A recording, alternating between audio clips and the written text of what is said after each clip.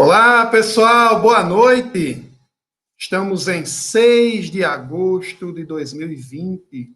Para lembrar, para você que está em 6 de agosto há 75 anos.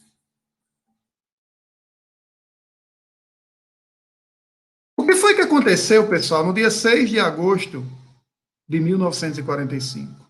Por que o mundo mudou a partir desse 6 de agosto? O que aconteceu também na política, na ciência, é o que a gente vai falar na aula de hoje. E aí hoje, eu, professor François, tenho a satisfação de reunir uma grande equipe interdisciplinar, na qual teremos a participação dos professores Carlos Henrique, de Biologia. Professor Carlos Henrique, seja bem-vindo. Professor Carlos Henrique, do IFRN. Muito obrigado. Estamos na luta. Alisson Rodrigues, de Geografia. Olá, tudo bem? Boa noite. Quarentena está fazendo bem aí, todo mundo bem cuidado, bem alimentado. Professor Evanildo Vicente.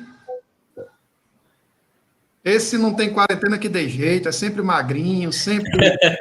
Olá, pessoal, boa noite. Estão me ouvindo bem aí? Isso. Alto e bom som. Sim. E a professora Patrícia Barros, professora de literatura, conhecida de todos aí, dos nossos projetos também, personalidade aqui da nossa cidade. Boa noite, gente.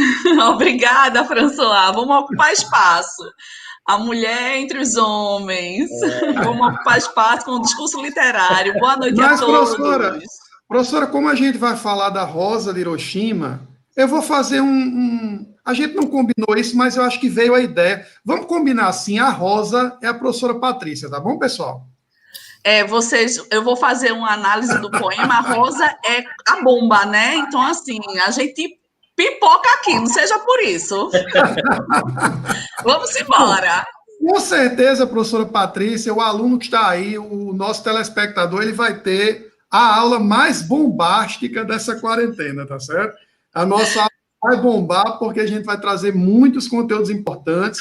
E aí, essa perspectiva que a gente está colocando aqui para você vai ficar fácil, porque a gente vai fazer um pai-bola, a gente vai fazer uma discussão onde cada um vai falar um pouco dentro da visão da sua disciplina, no caso, biologia, geografia, história, literatura e física. E o aluno que está acompanhando, basta que ele também compartilhe aí esse link com seus colegas, manda para a gente vai premiar vocês também com um e-book que a professora Patrícia desenvolveu com muita competência, com muita maestria. Então, vocês vão ter, só para vocês terem ideia, nesse e-book vocês terão os tópicos da aula, obviamente, mas vocês terão os resumos e questões de Enem.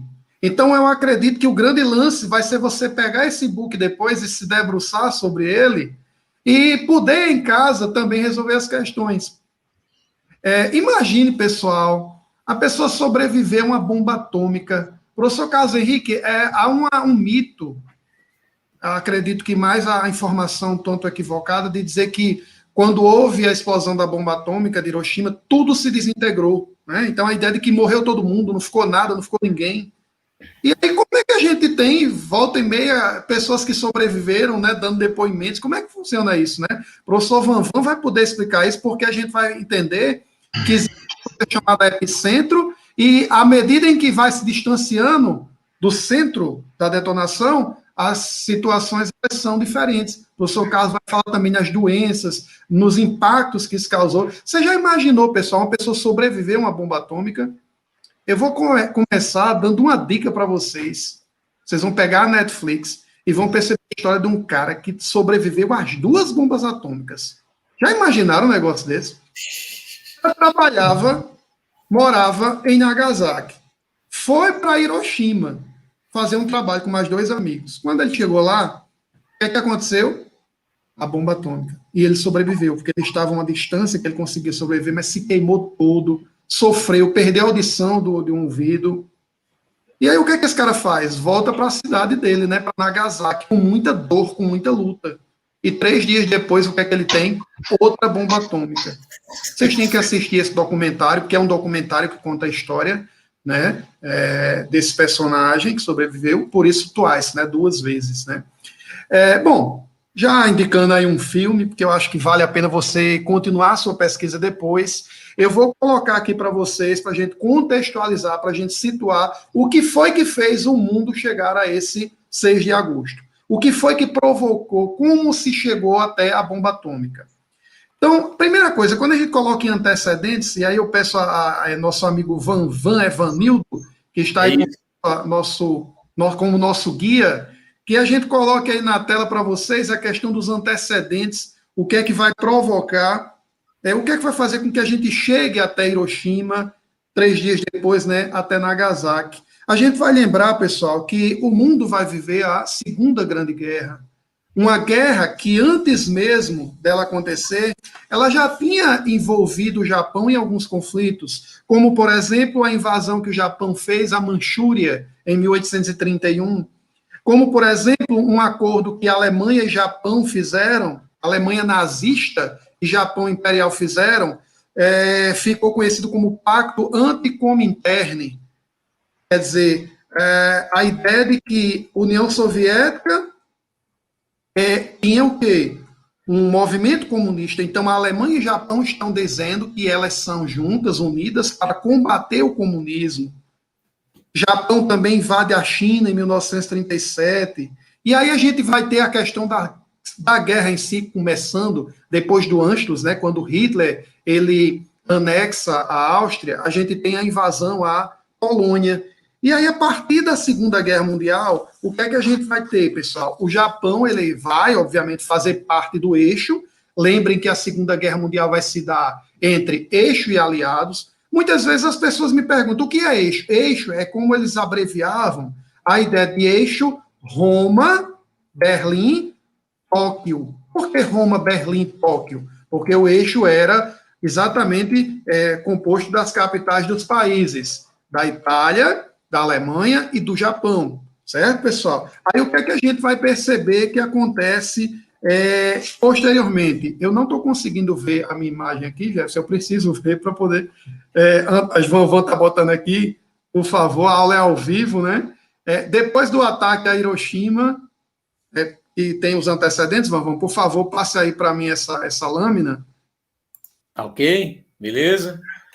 Pronto, é isso que eu quero que o aluno veja. Ele está vendo um caso, né, a Segunda Guerra Mundial, que a gente tem ela iniciando com a invasão à Polônia, né, a famosa Blitzkrieg, né, a Guerra Relâmpago. E aí o que é que a gente percebe? Que a gente tem aqui no quadro, vocês podem observar que o eixo era, como eu falei, Itália, Alemanha, no caso as bandeiras estão aí invertidas, Alemanha, Itália e Japão. E embaixo você teria os aliados, que eram quem? França, Inglaterra, União Soviética. Os Estados Unidos, no início da guerra, não estavam participando da guerra. Optaram pela neutralidade. E aí um detalhe que vai ser fundamental para que você possa lembrar, pessoal, é que os japoneses, num determinado instante, eles começaram a ter problemas com os Estados Unidos e eles também afirmavam que os Estados Unidos estavam dificultando o acesso deles a fontes de energia, notadamente ao petróleo, né? E aí o que é que vai acontecer? No dia 7 de dezembro de 1941, a história vai mudar. O que é que vai acontecer em 7 de dezembro de 1941? O famoso ataque japonês a Pearl Harbor, um ataque surpresa. Matos, eu gostaria depois que, inclusive, você falasse um pouco sobre essa questão geográfica, e até eu lembro de um detalhe importante, Matos. Muita gente diz que a Terra é plana, né? Aliás, muita não, pouca gente. Pouca gente, Madison, que os americanos foram surpreendidos em Pearl Harbor? Se os japoneses passaram ali por toda a Europa, como é que eles não viram isso, né? Na Terra não é plana, como é que foi essa situação aí, né? Depois, quando a gente pega um tabuleiro de War, a gente consegue entender melhor, né? Mas o fato é que Pearl Harbor foi atacada porque, por mais que alguns fiquem com raiva, eu tenho que dizer para o Sr. Madison, a Terra é redonda. Mas geóide. É geóide. Verdade, né? E como ela é geóide, caro Madison, para você ir para Pearl Harbor, você não precisa passar pela Europa, você vai pelo Pacífico. Pacífico, pelo Oceano Pacífico. É a mesma Pacífico. coisa, professor. Por que o cara vai para o Japão, o cara sai do Japão e vai para os Estados Unidos? Por que ele prefere ir pela Califórnia? Por essa lógica, porque a Terra não é quadrada, não é verdade? E aí o que é que a gente vai ter, galera? Pearl Harbor vai despertar a ira americana. Esse dia, pessoal, ficou conhecido como o Dia da Infâmia. Quem acabou falando isso dessa forma foi o presidente Franklin Delano Roosevelt. Ele, a partir daí, no dia seguinte, o que é que ele fez? Ele declarou guerra ao eixo, ele declarou guerra ao Japão. E aí ele estava disposto a resgatar o orgulho americano. E sabe o que é importante a gente destacar? Que logo de imediato, milhares de norte-americanos bastante jovens se alistaram voluntariamente para combater, para participar da Segunda Guerra Mundial. Essa presença americana na Segunda Guerra Mundial, ela vai mudar o jogo, ela vai mudar muita coisa. E aí o que é que a gente vai perceber? Que os americanos, lá na frente, vão enfrentar, vão participar de dois frontes. Eles tinham essa capacidade militar para participar de dois frontes, e logística, que era o fronte da Europa e o fronte do Pacífico. E aí a gente vai abrir espaços, porque a gente vai ter o professor Matos fazendo uma contextualização geográfica disso tudo, para que a gente possa entender o porquê disso aí, mas a gente não vai entrar propriamente na bomba agora, porque eu tenho que passar para que todos os meus amigos, todos os meus colegas possam mostrar o conhecimento, possam mostrar cada um a sua disciplina. Então a gente vai organizar o seguinte, como eu estou aqui como âncora, eu vou pedir ao professor Evanildo Vicente que explique o que danado é uma bomba atômica, o que danado é fissão nuclear, e por que é que Einstein, inclusive, acabou sendo importante, porque foi Einstein quem disse aos americanos, a galera da Alemanha está fazendo um negócio aí que é bom vocês se ligarem, não é isso? Professor Evanildo, seja bem-vindo, a fala é toda sua, conduza-nos, por favor. Opa, boa noite, pessoal.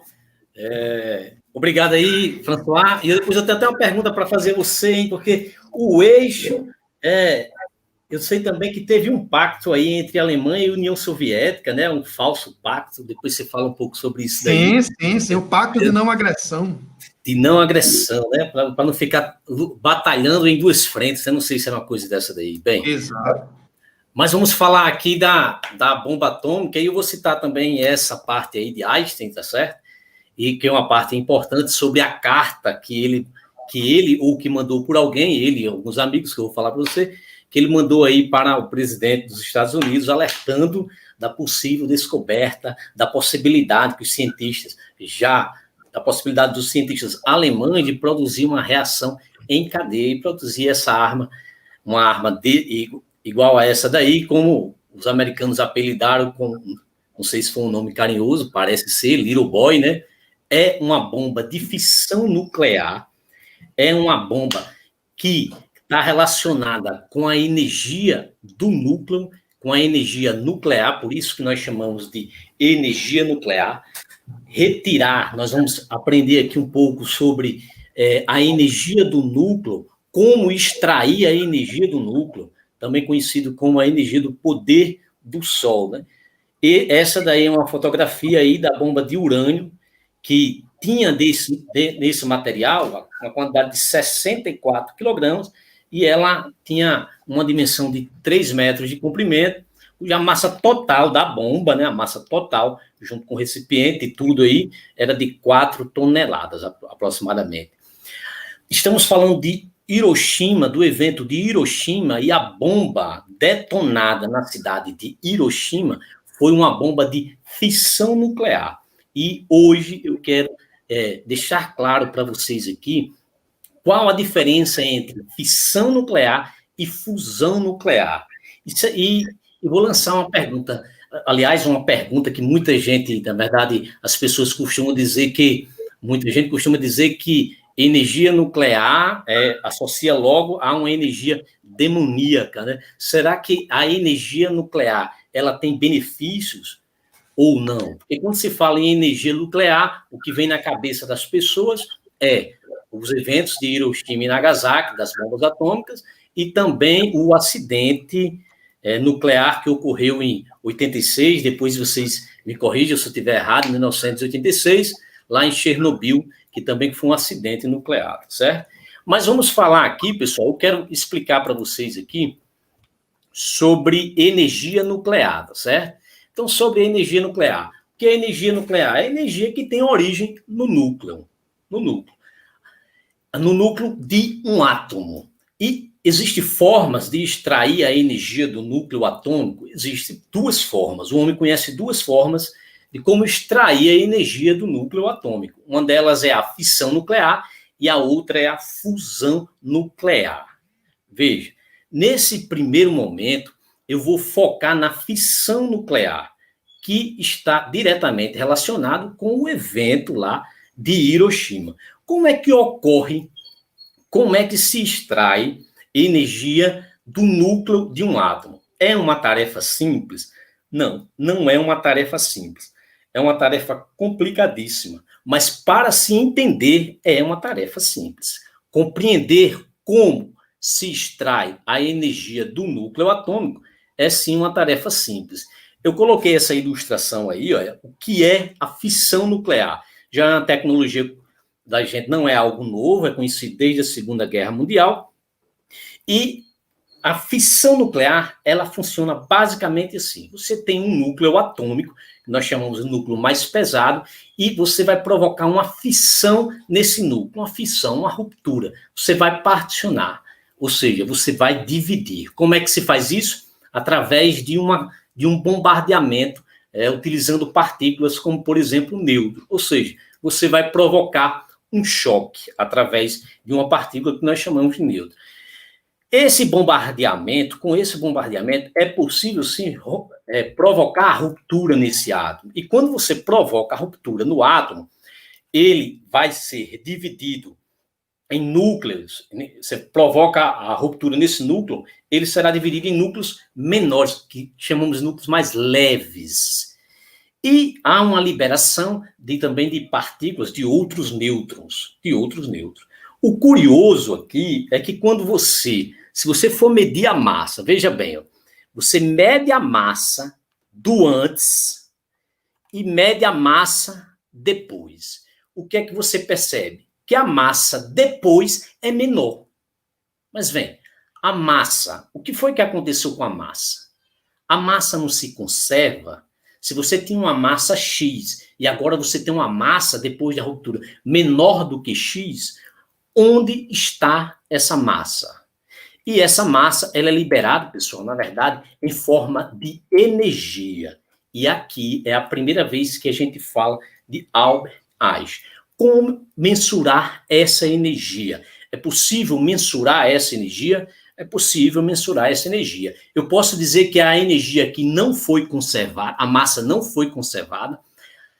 Se eu pensar só como massa em si, você ia dizer, olha, a massa diminuiu, então ela não se conservou. Então foi infringido o princípio da conservação da massa. Não, se você começa a levar em conta o princípio da equivalência massa e energia, ou seja, massa é energia. Há até quem diga que massa é energia solidificada. A equação mais famosa da ciência, talvez uma das mais famosas, a gente vê até em desenhos animados, quando criança eu via muito essa equação, é essa daqui, é igual a mc ao quadrado. Então, essa massa, essa diminuição de massa, ela é detectada na forma de energia, que é mensurada com essa equaçãozinha aí, essa equação de Einstein é igual a m, esse m é a massa, e o c é a velocidade da luz no vácuo. Então, veja como é simples entender a fissão nuclear. O que é a fissão nuclear? É a separação, é a divisão, é a ruptura de um átomo devido a um bombardeamento, uma colisão com uma partícula. Então, esse átomo, que era mais pesado, ele é dividido para núcleos mais leves, liberando umas partículas como nêutron e também liberando energia. Eu vou só aproveitar aqui esse meu espaço para fazer a diferença entre fissão nuclear e fusão nuclear. Veja, fissão é a ruptura e fusão é a união. é a combinação. Fundir, fazer a fusão nuclear é o oposto da fissão, por conta que na fissão a gente provocava a ruptura, e aqui na fusão a gente provoca a união. Por exemplo, esse é um exemplo muito que vamos utilizar muito hoje aqui. A união, a fusão de isótopos de hidrogênio, esse isótopo aqui chamado de deutério. Por exemplo, você provocar a união desses átomos, você está provocando aí, desses núcleos, você está provocando aí um processo de fusão. É possível, essa é uma das reações de fusão, que você tem antes dois deutérios e eles se fundem, formando um trítio, e aqui também você tem um nêutron, uma partícula neutra. O que é que acontece? Se você for medir a massa antes e depois, você vai ver mais uma vez que a massa diminuiu. Aí eu repito aquela pergunta. Onde está a massa? A massa não se conservou? Se você olhando só para a massa, você ia dizer, não, a massa não se conservou. Mas aqui no mundo subatômico, nós vamos levar em consideração o princípio da conservação da equivalência massa-energia. A massa que está faltando, ela, na verdade, ela é exibida, ela é detectada em forma de energia, também dado pela equação de Albert Einstein. Resumindo aqui a história, o que é fissão e o que é fusão nuclear? Fissão é a ruptura de um núcleo maior em núcleos menores com a liberação de energia, enquanto que a fusão é a união, é a união de átomos de núcleos menores em um núcleo maior, também durante esse processo, assim uma liberação de energia. Se eu tenho mais um tempinho aí, professor. Vocês estão me ouvindo? Tranquilo. Vocês estão me ouvindo? Perguntas aqui rápida e vou retomar. Você tem tempo, sim. Só agradecendo aí os comentários. Pessoal aí, Fernando Alves, aluno do SEI, com relação às bandeiras. Pessoal, peço desculpas. Quando eu coloquei as bandeiras, era mais para você identificar quem era o eixo, quem eram os aliados. E vocês, bem atentos, né, viram que as bandeiras, na época, eram diferentes. Perfeito. Eu acho muito interessante que a gente sempre fique atento a esses fatores de contextualização, a bandeira da época. Só que, como eu queria ilustrar só para mostrar quem era, aí eu não me ative a esse detalhe. Vocês estão com a razão, agradeço. Professor, antes de eu voltar para você, eu queria fazer um comentário que é o seguinte. Quando a gente fala de Einstein e tantos outros cientistas, é importante a gente destacar que Einstein era alemão, mas ele, como vários outros, eles eram de orientação judaica, eles eram da comunidade judaica, e eles eram exatamente pessoas que sofriam perseguição. Então, eles vão fugir para os Estados Unidos em função dessa questão, que viria a ser conhecida posteriormente, né, como o Holocausto. Então, é por isso que Einstein acaba se tornando, né, uma pessoa que vai se preocupar em combater a Alemanha, porque a Alemanha, na época, era nazista, né? Para ficar mais claro isso aí. E uma outra coisa importante também, professor, tem um cara que merece todo o nosso destaque, já que você falou bem aí nessa questão da bomba, que é o Oppenheimer, né? Que é o grande físico, né? O Robert Oppenheimer, perdão, que ele tinha várias ideias, e eu vou destacar uma frase dele, só para a gente ter ideia do como é que ele via a questão da bomba atômica, professor. E aí eu volto para você concluir e ver também a questão lá que os alunos fizeram, para a gente passar para o professor Carlos Henrique. A frase do Oppenheimer, bastante conhecida, é assim: quando você vê algo que é tecnicamente apetecível, você vai em frente e faz, né? E apenas discute o que fazer. Com isso, após ter alcançado sucesso técnico. Foi assim que aconteceu com a bomba atômica. Então, se você acha que tem condição de, na ciência, encontrar algo, você vai lá e faz. Depois é que você vai discutir. Essa é uma questão que é muito interessante, porque entra, e aí a gente não podia também encher com mais professores, seria maravilhoso, mas isso é uma questão filosófica, isso aí que ele está colocando. É a ideia de que você tem a energia, como você colocou, a bomba atômica, a energia nuclear, para o bem e para o mal. Não é verdade? O professor pode retomar aí com suas observações, depois a gente volta para passar para o professor Carlos Henrique. Tem uns alunos aí colocando algumas questões também. Beleza, vou já dar uma olhadinha lá. Então, vocês estão me ouvindo bem, né? Vocês estão me ouvindo bem? Perfeito. Então, vamos lá, pessoal. Então, só para finalizar aqui, pessoal, essa parte aqui da fissão nuclear, a fissão nuclear também é conhecido como uma transmutação de núcleos maiores para núcleos menores, transmutação ou uma transformação. Por exemplo, observe aqui uma reação de fissão muito conhecida, inclusive aqui foi utilizada na bomba atômica de Hiroshima, que é uma bomba de urânio. O urânio, que é um núcleo maior, ele vai ser bombardeado por um nêutron. Então, esse núcleo de urânio, ele, a princípio, absorve esse nêutron, e é como se fosse um casamento forçado, né? O urânio 235 passa a ser o 236. É um casamento forçado, vive em estado de tensão, de alta excitação. Então, o que vai acontecer com esse casamento? Claro, vai ocorrer a ruptura, e é assim que acontece a fissão.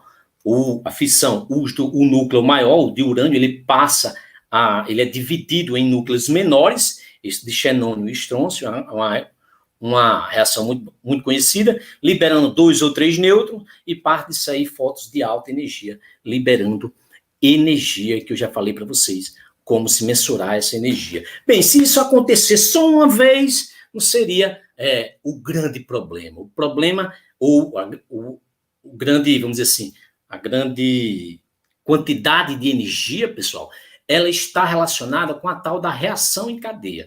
Veja, se você tiver uma massa de urânio, uma massa limite chamada de massa crítica, você pode fazer com que esse tipo de reação ele aconteça mais vezes. Porque se você observar, na liberação dessas partículas aqui, essas partículas estando envolvidas numa massa, que nós consideramos a massa que tem as condições ideais para que ocorra a reação em cadeia, essa partículazinha neutra, ela vai atingir outros núcleos de urânio. E esses outros núcleos de urânio vão liberar outros nêutrons também. E cada um desses nêutrons atingindo outros núcleos de urânio, essa reação ela vai acontecendo assim sucessivamente, que nós chamamos de a reação em cadeia, que eu queria mostrar isso aqui para vocês, um esquemazinho mostrando como ocorreria a reação em cadeia. Eu fiz uma legenda aqui, tá certo? Esse círculo preto está representando o núcleo de urânio, 235. Aqui o fragmento, a ruptura, né? Aqueles fragmentos, os núcleos menores, e o vermelhinho representa um nêutron. Então o esquema seria mais ou menos esse. Você teria aqui o urânio sendo bombardeado por um nêutron, ele é dividido em 2 núcleos menores. Quando isso acontece assim, liberação aqui de mais 2 ou 3 nêutrons, liberação de energia. Imagine só esse nêutron atingindo outro núcleo de urânio e o processo se repetindo diversas vezes. Isso daí, cada vez que ocorre a liberação de energia, e essa reação em cadeia, sim, ela vai provocar uma grande liberação de energia que, utilizado numa bomba, causa um estrago igual àquele que foi causado em Hiroshima. Bem, a princípio, pessoal, é isso aqui que eu tenho para falar para vocês, tá certo? Só quero deixar claro, a reação em cadeia ocorre quando os nêutrons resultantes da primeira fissão colidem e fissionam outros núcleos, gerando outros nêutrons, e assim por diante. Uma pergunta do aluno Fábio Vila. Ele pergunta por que tanto a fissão como a fusão libera energia se a gente aprende sobre o processo endotérmico e exotérmico. Bem, a liberação de energia aqui está totalmente relacionado com o defeito de massa. O que é o defeito de massa? É o quanto está faltando de massa. O que acontece aqui é que a massa ela está sendo transformada em energia. Essa equação de Einstein, ele diz claramente, massa é energia. Há quem diga que massa é energia solidificada. Então, a quantidade de energia liberada, tanto na fissão como na fusão, que parece ser processos contraditórios, a energia liberada aqui, ela está relacionada com a massa. É isso. Vavan, muito obrigado. Grande Evanildo Vicente. Agora a gente vai falar de biologia, na verdade. O professor Carlos Henrique já está aí a postos. E, professor Carlos Henrique, é importante a gente destacar que antes da bomba atômica de Hiroshima ser lançada, né, a partir do famoso B-29, que ficou inclusive conhecido pelo batizado de Enola Gay, que era o nome da mãe do comandante, né, dessa aeronave. O que é importante a gente lembrar? Que os americanos já haviam feito testes em Alamogordo, né, no Novo México, e eles já sabiam o que a bomba atômica poderia causar. E só para a gente ter ideia, pessoal, é importante que quando estava acontecendo a Conferência de Potsdam, já após a rendição da Alemanha, a rendição incondicional da Alemanha, o que é que vai acontecer? Os americanos, eles conversavam, né, com os outros líderes, e Churchill, né, que era favorável a fazer tudo para que o Japão se rendesse incondicionalmente. O que acontece dentro daqueles dias ali, entre 16 de julho, que é a data de explosão da primeira bomba atômica, né, no deserto do Novo México, até o 6 de agosto? Muita tensão, muita conversa, e aí o presidente Harry Truman, quem sucede, é importante a gente destacar que quem vai dar a ordem para a bomba atômica não é Roosevelt, ele já tinha morrido, quem já estava no poder era Truman. O que é que vai acontecer? Churchill falava sobre a necessidade de provocarem a queda do Japão, certo? Mas aí o que é que vai acontecer? Os americanos entendiam que para provocar a rendição incondicional do Japão, se eles fossem fazer uma grande invasão, eles perderiam cerca de 1 milhão de homens. Então o cálculo é que a bomba atômica era uma arma que poderia, sim, mitigar essa quantidade de americanos mortos, né? Não tem nem o que comparar, mas iria provocar uma tragédia contra a humanidade. E aí a gente vai ter uma outra discussão, que inclusive também o professor Madison posteriormente também vai falar, que esse momento também é visto como uma nova era, porque vai ser uma grande demonstração de força. E lá na frente a própria União Soviética também vai mostrar que era possuidora dessa tecnologia, conseguiu, inclusive, ter acesso às ideias dos Estados Unidos. Mas o grande lance, professor Carlos, é que a gente tem imagens, acho que também você preparou algumas imagens, eu tenho algumas aí com o professor Vavan, que mostra as pessoas afetadas pela bomba. E aí eu queria que você justificasse uma coisa que física também está ajudando a gente a perceber, é que a bomba em si, no momento onde ela cai, num raio de 1 quilômetro, realmente não vai ter condições nenhuma da pessoa sobreviver, obviamente. Mas à medida que esse raio vai ampliando, professor Carlos, vão surgindo diversos problemas, como queimaduras, como uma série de problemas que as pessoas têm. E eu gostaria de passar a palavra para o professor Carlos Henrique, professor do IFRN, Campus São Paulo, Potengi, pudesse trabalhar aqui conosco essas ideias de doenças, de sequelas, o que vai trazer naquele momento e posteriormente também. Professor Carlos, fique à vontade. Seja bem-vindo. Opa, boa noite a todos. Agradecer o convite do professor François para participar dessa aula. Tá? Estão me ouvindo? Sim. Acho que está travando.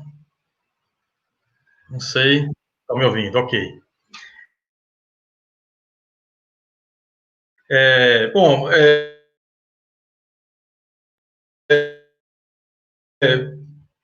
a minha fala após a de professor Evanildo foi muito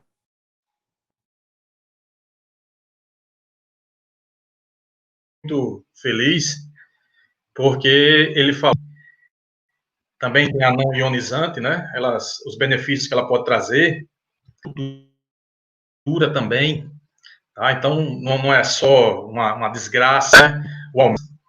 Elas trouxeram, né, os aumentos trouxeram benefícios incontestáveis em diferentes atividades, né, como eu já disse, da energia, da indústria, da medicina, da indústria farmacêutica, enfim, várias partes que podemos elencar aqui e passar a noite aqui falando, tá?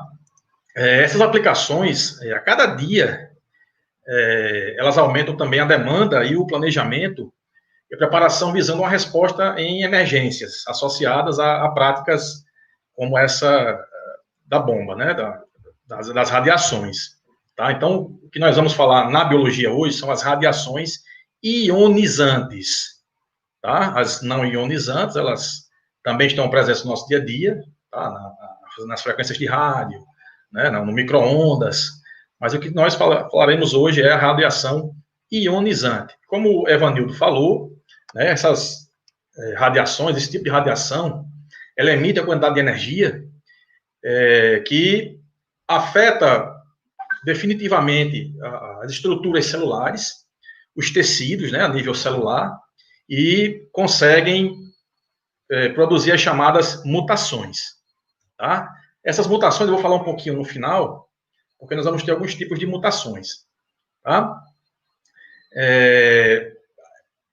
Essas mutações, afinal de contas, por que elas causam essas mutações genéticas? Tá? Primeiramente, eu queria fazer aqui uma observaçãozinha importante, antes de falar dessas mutações genéticas, falar um pouquinho dos cromossomos e do DNA. Tá? Já que são eles os principais afetados por esse tipo de energia. Então, falando um pouquinho dos cromossomos, nós vamos ter problemas ocasionados às euploidias, que é um problema em todo o par cromossômico. Você tem o par número 1 até o 23, né, o par 1 até o 23, que é o cromossomo, o par sexual. Então, essas euploidias, elas ficam modificando todos esses pares, euploidias, e as aneuploidias, ela modifica apenas um par. Dos 23, as aneuploidias, elas condicionam defeito apenas em um par. Por exemplo, uma aneuploidia que não é por radiação, a síndrome de Down. Ela é uma aneuploidia, tá? Então, existem as aneuploidias ocasionadas por esse tipo de radiação e também as euploidias. As euploidias, não há uma síndrome específica porque o feto morre. A condição de transformação de todos os pares cromossômicos é tão intensa que o indivíduo não chega a sobreviver. Tá? Então, funciona dessa forma.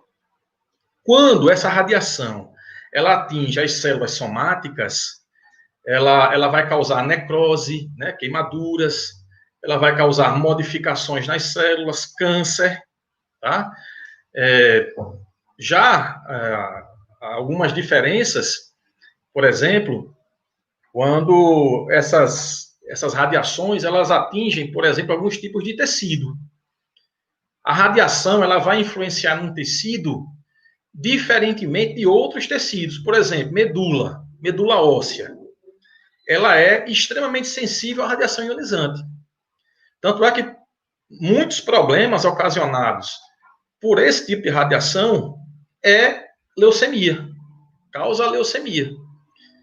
Tá? E outro que não é tão afetado pela radiação são as estruturas onde tem muito osso rígido.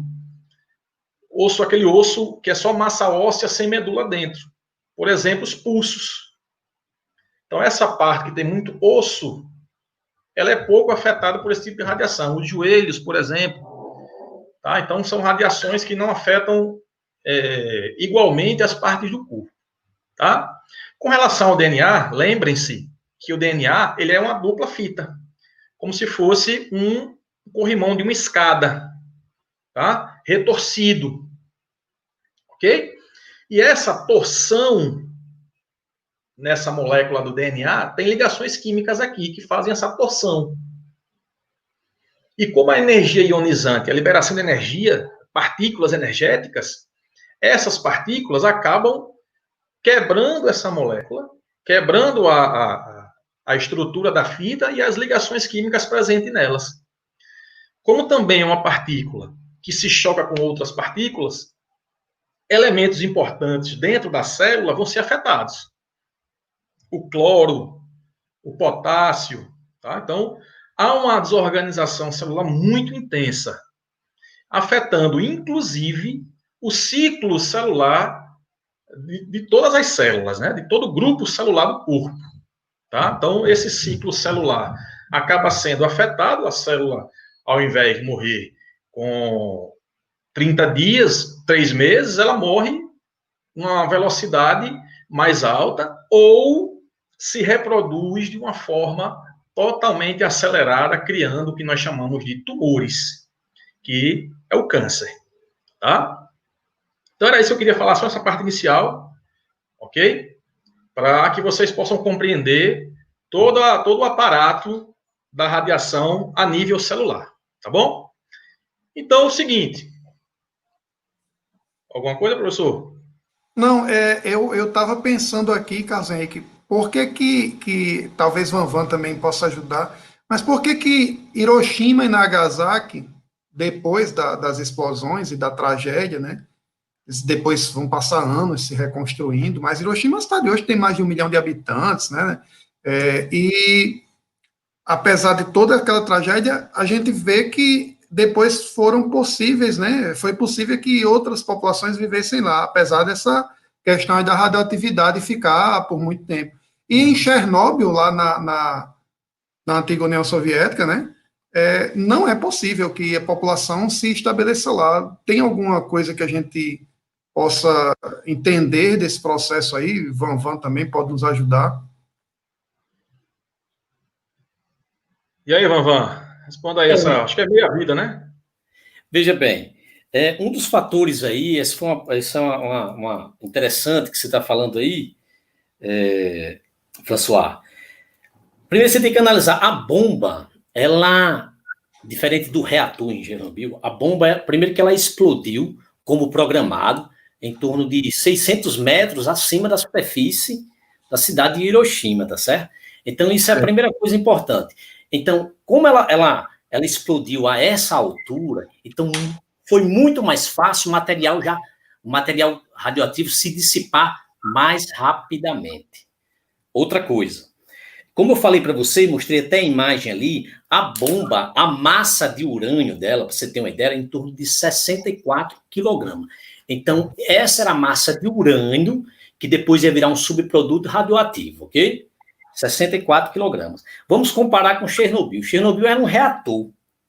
E quando o reator, ocorreu aquele acidente lá, no reator de Chernobyl, a massa que tinha lá de material radioativo no interior do reator era de 180 toneladas. Ora, a bomba, 64 quilogramas. Lá no reator, 180 toneladas, das quais 7 toneladas foram atirados para a atmosfera e também sofreram infiltração, vazando para o interior da superfície terrestre, ali para a superfície da Terra, da cidade ali. Veja, muito material radioativo na diferença dessas duas situações, certo? Beleza. Professores, eu agora vou convidar a todos para a gente prestar atenção nas explanações do grande mestre Madison Rodrigues, que vai chegar aí também para falar sobre a disciplina dele, a bomba dentro da ótica dele, da geografia. Tem uma piada infame, sórdida, que dizem, né, quando a gente dá aula, logo no início, a gente ouvia, o professor de história conta mentira e o de geografia diz onde é. Localiza. Eu gostaria, professor Matos, que a gente tivesse nesse momento falando de mentira, falando de ficção, como até um aluno aqui que perguntou. Eu vi que Indiana Jones escapou de uma bomba atômica ficando dentro de uma geladeira. Qual é a lógica disso aí? Ele perguntou. É para você, viu, Carlos Henrique, essa pergunta aí, que eu não vou me meter nisso aí, não. Carlos Henrique, o que é que você acha, Carlos Henrique, de ficar dentro de uma geladeira e escapar de uma bomba atômica? Rapaz, um cara que briga com um crocodilo, acho que isso aí é fichinha. E aí, professor Márcio e demais colegas, eu gostaria que a gente estivesse realmente falando de ficção, como até o colega aí que está com a imagem dele aí, né? O avatar dele é o do Darth Vader, né? Eu gostaria que fosse ficção. Infelizmente, é real, é verdade, e é uma verdade que deve ser lembrada, não é mesmo, professor Madison? E, diante disso, professor, por que é que, naquele momento, eles escolheram as cidades que escolheram? É verdade, professor Matos, que tinha uma cidade que ia ser alvo, mas ela acabou não sendo por causa de alguma questão, né? Teve gente dessa cidade que acabou escapando para outra cidade, né? Mas, como diria Falcão, é melhor escapar fedendo do que morrer cheiroso, né? Então, professor Matos, fale mais aí dessa história e sobre a ótica da geografia, o que é que a gente tem de importante lembrar aí para a prova, pensando sempre no nosso aluno que vai fazer a prova do Enem. Seja bem-vindo, professor, a palavra é toda sua. Obrigado, François. Boa noite, gente. Eu sou Madison Rodrigues, professor de Geografia. Na verdade, François, eles fizeram uma lista, os estadunidenses, coisa de geógrafo, né? A gente não fala americano nem norte-americano, a gente chama estadunidense. Os estadunidenses fizeram uma lista e colocaram 3 cidades, certo? A primeira, que eles tinham interesse mesmo, era Hiroshima. A segunda cidade, se não desse certo em Hiroshima, seria Kokura, que foi a que escapou, né? Tem até um ditado japonês que eles não gostam de utilizar, que falam da sorte de Kokura. E a terceira era Nagasaki. Mas antes de falar dessas 3 cidades, eu queria fazer um contexto da geopolítica japonesa, para a gente saber por que o Japão ele entrou tanto em guerras, principalmente naquela região do Pacífico. Isso tem a ver com as características naturais daquele país. Para quem não sabe, o Japão fica numa área que a gente chama de Círculo do Fogo do Pacífico ou Anel do Fogo do Pacífico. É uma área que fica entre a costa oeste do continente americano, a costa leste da Ásia, fica em torno do Oceano Pacífico e é uma área que tem uma atividade sísmica muito intensa. Então, o Japão é um país que está no encontro de 3 placas tectônicas. E essas placas tectônicas, o movimento dessas placas tectônicas foi responsável justamente pela formação do país. Se a gente prestar atenção no mapa, o Japão é um conjunto de ilhas. São milhares de ilhas, certo? Dessas milhares de ilhas, a gente tem 4 ilhas principais, que é Honshu, Hokkaido, Shikoku e Kyushu, certo? E aí a gente tem milhares de pequenas ilhas. A origem da formação, né, dessas ilhas. Como é numa área do Círculo do Fogo, uma área que tem uma atividade sísmica muito intensa, então, grande parte do território japonês, ele surgiu através de erupção vulcânica. Então, esse país, essas ilhas, como o exemplo aqui de Fernando Noronha, aqui no Brasil, essas ilhas, elas surgiram através de erupções vulcânicas, né? Por isso que o país tem tanto terremoto, tem tanto maremoto, tsunami, abalos sísmicos de uma maneira geral. Se é um país que ele foi construído numa área de atividade sísmica, né, através de vulcanismo, então a gente tem lá no manto, que é a camada interior da Terra, o magma, e devido à pressão, devido ao calor, esse magma ele se movimenta, ele faz correntes de convecções, chega a uma superfície terrestre através de uma fissura na crosta terrestre, e aí a gente tem a erupção vulcânica. E através dessa erupção vulcânica, a gente pode formar rochas magmáticas, e quando essa erupção acontece no fundo do oceano, a gente tem a formação de ilhas vulcânicas. Isso quer dizer que o terreno japonês é um terreno vulcânico. Se é um terreno vulcânico, é um terreno muito pobre em minérios. Então, a gente está falando de um país que é pequeno, um país que tem uma população muito grande. O Japão ele é um país muito populoso e muito povoado. Qual é a diferença de um país populoso e povoado, professor? Populoso é aquele que tem uma população absoluta, que é o número total de habitantes, acima de 100 milhões.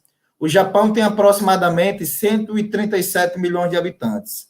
E o que é um país muito povoado? Um país muito povoado é aquele que tem mais de 100 habitantes por quilômetro quadrado. Então, o Japão é um país pequeno, com a população grande, então ele tem uma densidade demográfica, uma população relativa de aproximadamente 330 habitantes por quilômetro quadrado. Além disso, como ele fica na área do Anel do Fogo, do Círculo do Fogo, do Pacífico, também a gente tem, nessas atividades sísmicas, nesses movimentos de placas tectônicas, a formação de cadeias de montanhas. Então, eu tenho um país pequeno, com uma população muito grande, só que aproximadamente 80% do território desse país é de planaltos e planícies.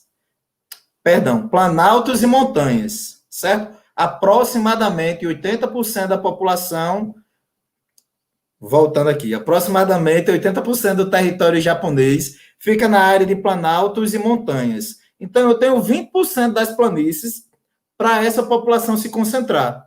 Então, no Japão, eu tenho uma população concentrada nas áreas litorâneas, nas áreas de planície. Como é um país extremamente pobre em matéria-prima, primeiro, na agropecuária não tem espaço para produzir.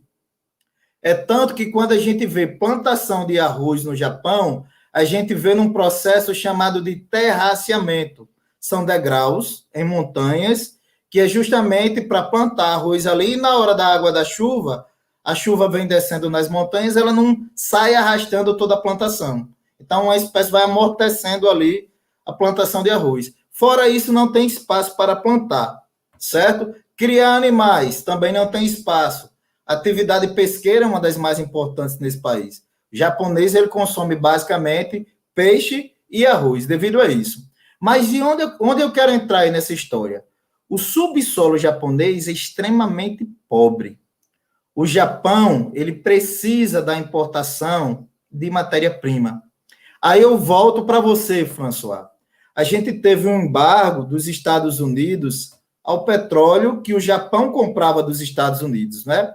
Então, o Japão necessitava se expandir, buscar territórios na Ásia, principalmente porque ele precisava dessa matéria-prima, ele dependia muito do petróleo externo, porque ele não produz nada de recursos minerais, e ele comprava aproximadamente 80% do petróleo que o Japão consumia, vinha dos Estados Unidos. E aí vem a questão do embargo que eu queria que você falasse para eu poder dar continuidade. Inclusive, Matos, foi bom você tocar no assunto, porque a economia japonesa, ainda hoje, ela é extremamente dependente, né, de diversos países com relação à questão da produção de alimentos, né, eles precisam muito disso aí. Eles exportam muitos produtos industrializados, mas eles necessitam muito de matéria-prima primária, né? E aí uma das coisas que a gente pode aproveitar e passar para o aluno também, sempre lembrando aquela ideia que o aluno ele está fazendo suas anotações e pensando no Enem. E aí eu lembro, professor Matos, como ao longo da história, algumas estratégias para sufocar determinados países não era nem uma estratégia militar, era uma estratégia econômica. Aí eu vou remeter lá a 1806, no bloqueio continental, porque como Napoleão percebia que não tinha capacidade de vencer a Inglaterra através de batalha naval, inclusive teve uma derrota significativa na Batalha de Trafalgar, o que é que Napoleão faz? Um bloqueio continental, né? Uma espécie de embargo aos ingleses, e aí por isso que a família real acaba vindo para cá e tal, todo mundo sabe dessa história. Os americanos também fizeram um bloqueio, um embargo a Cuba, por causa exatamente da não aceitação de Cuba estar dentro aqui da América com aquela ideia, né, de manter o regime socialista, e na época mais a preocupação ainda porque recebia recursos e era diretamente ligado à União Soviética. A União Soviética. Professor Matos, que Cuba não tinha o potencial militar, mas a União Soviética tinha. E uma das graves crises que houve na Guerra Fria foi exatamente quando os americanos, numa missão de rotina, encontrou mísseis nucleares em Cuba, a famosa crise dos mísseis, né? Então é importante a gente perceber que essa ideia de embargo ao longo da história ela vai se repetir. E no caso específico do Japão, a estratégia americana era muito simples. Os japoneses, sem conseguir abastecer os seus encouraçados, né, as suas fragatas, eles não conseguiriam resistir muito tempo nas batalhas que poderiam acontecer no Pacífico. E uma das coisas que aconteceu antes mesmo desse período aí da bomba, né, momentos antes, é que os japoneses eles construíam navios petroleiros. Esses navios iam buscar petróleo e eles no caminho eles afundavam. Tanto que havia a ideia de que o próprio Tsutomu Yamaguchi, né, que é o sobrevivente que eu falei, ele coloca nas memórias dele que 10 navios que iam, voltava um, já era lucro, porque eles afundavam tudo. Então esse sofrimento foi muito grande, porque a gente pensa sempre assim, sabe, Matson? Não houve tragédia, uma perda militar direta. Mas imagine quanto as pessoas estavam sofrendo de privações por não ter acesso a outros mercados para poder lhes abastecer de tudo. Então, isso é uma coisa de uma maneira geral, né? Exato. Uma coisa que é importante também a gente destacar, professor Matos, e aí a gente vai passar um pouco disso aí, porque daqui a pouco a gente também vai ter a nossa Rosa de Hiroshima, né? Hiroshima. A professora Patrícia, né? Que vai fazer uma verdadeira detonação aqui com a explanação do poema de Vinícius de Moraes, né? A gente vai destacar, professor Matson, que a rendição do Japão, ela foi uma coisa, digamos assim, que custou muito. Os japoneses, eles estavam dispostos, professor, a lutar. Você fala no pós-bomba, né? Você fala nessa rendição pós-bomba. Depois da bomba, eles não, mas é o que eu quero colocar, professor Matos, que antes da bomba, os americanos tentaram de todas as formas que eles se rendessem. Eles deram várias chances, só que qual era o problema? É que os americanos, eles queriam que os japoneses se rendessem incondicionalmente. E os japoneses queriam negociar os termos. E aí, sabe o que vai acontecer? Vai ficar aquela tensão. Os americanos já tinham feito testes lá no Novo México, a conferência de Potsdam rolando, eles deram um ultimato, Hirohito não vai aceitar. Inclusive, Matos, tem uma coisa muito interessante que eu posso lembrar. Os japoneses, eles atacaram e afundaram um navio americano que era o Indianápolis. E, assim, a carnificina foi grande. Daquela maneira como o Pearl Harbor aconteceu com o navio Indianápolis, e aí isso gerou realmente um sentimento de... Sabe? Tanto é que quando a bomba foi levada pelo Enola Gay, né, o avião B-29, tinha algumas mensagens em volta da bomba, e uma das mensagens era: isso aqui é pelos companheiros, né, do Indianápolis, que vocês afundaram. E aí um detalhe importante também, que os americanos, eles valorizam muito, Matos, o simbolismo. Tanto que eles fazem um cinema sempre buscando mostrar-se como grandes, né? Superiores. O simbolismo, né? É tão grande que por exemplo, quando o 11 de setembro aconteceu, as Torres Gêmeas foram destruídas, posteriormente os americanos reconstruíram, fizeram outras torres no mesmo local. E a altura da torre principal é de quanto? 1.776 pés. Que é exatamente uma alusão ao ano da independência americana. Um simbolismo, como quem diz assim, ó, a gente apanhou, mas a gente deu a volta por cima. E por fazer agora, e para poder fazer um paralelo agora, Matos, como os americanos eram adeptos do simbolismo, sempre foram, os japoneses, quando atacaram Pearl Harbor, sobrou muito pouca coisa, certo? Quando os japoneses se renderam após Hiroshima e Nagasaki, os americanos disseram, não é assim não, vocês vão ter que se render de uma forma... E aí eles pegaram os japoneses e o seu líder militar teve que se render a bordo da fragata que sobrou de Pearl Harbor. Isso era um simbolismo, isso é uma espécie de humilhação. De humilhação. Então vai haver muito isso na história das guerras, na história que envolve os Estados Unidos, né? Outra coisa, quando os americanos apanham também, eles evitam falar. Se você pegar, eu tive a oportunidade de observar alguns livros escolares em algumas escolas lá nos Estados Unidos, tem coisas que para a gente é comum que eles omitem. Você pega a Guerra do Vietnã, qualquer um de vocês que está em casa, entrar no Google e botar a Guerra do Vietnã em imagem, vai aparecer o quê? Aquela menina correndo no vilarejo dela, porque ela foi bombardeada por napalm, sem né? Roupa, né? Sem roupa, correndo por causa do napalm, né? Aquela substância que, né, era terrível. Tem aquela imagem do soldado americano com a arma na cabeça do vietnamita, né? Tem também uma imagem muito marcante, que é de um corpo em chamas. Se você pegar um livro lá, os adolescentes que estão estudando o high school, né, não vai aparecer essas imagens. Por quê? Porque eles, de uma forma, eles se preocupam com a imagem que as pessoas têm deles, né? Então, é importante também que a gente perceba essa situação de Hiroshima. Eu queria chamar a atenção para mais um detalhe, Madison, e eu acho que vale a pena a gente puxar isso também na geografia. Nagasaki era a cidade que tinha a maior concentração de cristãos no Japão. E uma das coisas que os japoneses vão questionar e vão ter ficar com aquilo ali realmente engasgado é como é que um país cristão ataca de forma tão ínfame, tão cruel, tão desumana a cristandade, porque Nagasaki tinha uma quantidade significativa de cristãos. Isso é importante também a gente destacar, né, que é exatamente uma sequela muito grande disso aí. Eu gostaria, Madison, que você falasse um pouco sobre uma tese que é o seguinte: antigamente, aliás, era comum, quando as pessoas falavam das bombas atômicas, se referirem a uma mera vingança. Uma vingança por Pearl Harbor, até a vingança por Indianápolis seria mais desproporcional ainda, né? Porque foi um navio, mas é visto também como uma vingança pela própria mensagem que tinha na bomba. Agora, o que eu queria que você colocasse para aqueles que estão em casa é que, na verdade, esse momento ele muda o curso da geopolítica. Ele muda a história. E aí, o que a gente pode aferir, o que a gente pode inferir, perdão, a partir desse momento, do ponto de vista geopolítico, professor Madison?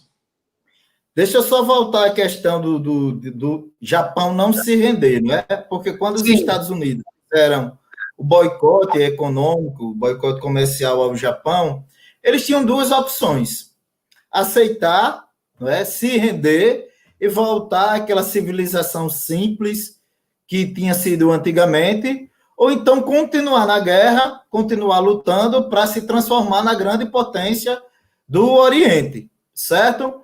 E de início eles decidiram isso aí. O Japão já tinha invadido muito território ali em torno do Oceano Pacífico, várias ilhas, vários países, não é?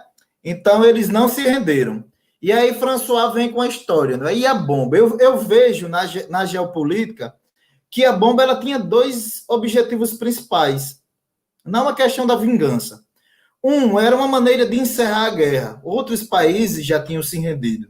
O Japão estava ali, firme e forte. Então, acionar as bombas nas cidades de Hiroshima, Kokura, que seria a segunda opção, e Nagasaki, seria uma forma de se render.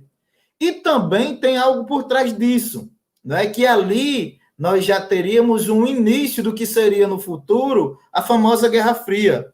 Então já era uma maneira também de impressionar, porque eles poderiam ter atacado o Japão por terra, entrando pelo mar, invadindo o território terrestre, né? Mas eles alegavam o seguinte, que muitas pessoas iriam morrer, principalmente militares estadunidenses, e a ideia de atacar num ataque nuclear aéreo, né, é porque diminuía esse número de mortos dos estadunidenses, certo? E aí eu falei para vocês, aí eu peço para a Vanvan colocar nos slides aí, Vanvan. Ivanildo? No próximo aí, ó. No segundo, cara, no segundo. Você foi pro terceiro. Mas eu vou falando enquanto isso, né? E como eu estava falando com o François, os Estados Unidos fizeram uma lista com 3 cidades para atacar. Existiam 2 bombas, a Little Boy e a Fat Man. A primeira ideia era atacar na sequência Nagasaki. A segunda deveria ser, se não desse certo em Nagasaki, Kokura. E a terceira deveria ser, Hiroshima, Kokura e Nagasaki, certo? Hiroshima, Kokura e Nagasaki. E essa sequência poderia mudar de acordo com o quê, professor? Com a questão do tempo. Eles precisavam que esse avião que fosse lançar essa bomba atômica tivesse uma visibilidade muito grande do alvo. Então, se eles fossem para Hiroshima e o tempo não tivesse legal, se eles não tivessem uma boa visualização, eles mudariam para Kokura e, se não desse certo, para Nagasaki. E foi aí o que aconteceu. De início, mandaram aviões com estudos de meteorologia e eles analisaram no dia 6 de agosto que Nagasaki estava ok, por volta de 6h30 da manhã, a visibilidade estava ótima, e aí eles lançaram essa bomba nas proximidades de uma ponte que tinha uma circulação muito grande de pessoas nessa ponte, eu acho que é Ponte Oia, que é uma ponte que tem um formato de T, que tinha um formato de T, né? E a bomba, ela desceu e explodiu antes de chegar na superfície. Ela explodiu aproximadamente meio quilômetro, 600 metros de chegar na superfície. 3 dias depois, a necessidade de mandar a segunda bomba, né? E aí Kokura seria a opção dessa segunda bomba, só que quando os aviões chegaram na região de Kokura, a visibilidade não estava boa, o tempo não estava bom, estava muito nublado. E aí foram para Nagasaki, e lá em Nagasaki eles tiveram essas condições climáticas e meteorológicas perfeitas para lançar essa segunda bomba. Vale lembrar que na bomba de Hiroshima, Hiroshima na época tinha uma população de 350 mil habitantes, morreram imediatamente aproximadamente 70 mil pessoas. Então, aí morreram 20% da população. Lá em Nagasaki, a bomba era mais forte, a bomba era mais potente.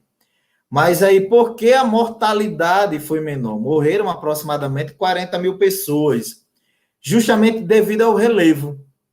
Como Nagasaki é uma cidade que ela fica em área de colinas, né? Ela tem montanhas ao seu redor, essa bomba ela não se expandiu, como aconteceu em Hiroshima, certo? Vale lembrar que o Japão saiu totalmente destruído, né, dessa Segunda Guerra, que isso aí foi o símbolo do fim da Segunda Guerra, só que 20 anos depois, gente, o Japão já era a segunda maior potência econômica do mundo. Em 20 anos aconteceu um milagre japonês. Como assim? Você sair das cinzas e 2 décadas você ser a segunda maior potência econômica, perdendo somente para os Estados Unidos. E vale lembrar, só para deixar um gancho aqui, a gente não vai detalhar, que grande parte do crescimento do Japão nesse milagre econômico teve auxílio dos Estados Unidos. Então é meio que contraditório, né? O país detonou o outro, lançando bomba atômica, mas ajudou essa reestrutura econômica do país, certo? Volto aí para os meus amigos.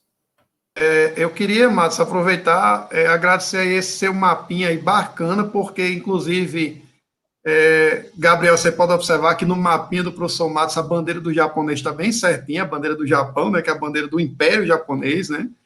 Muito legal isso aí, esse detalhe.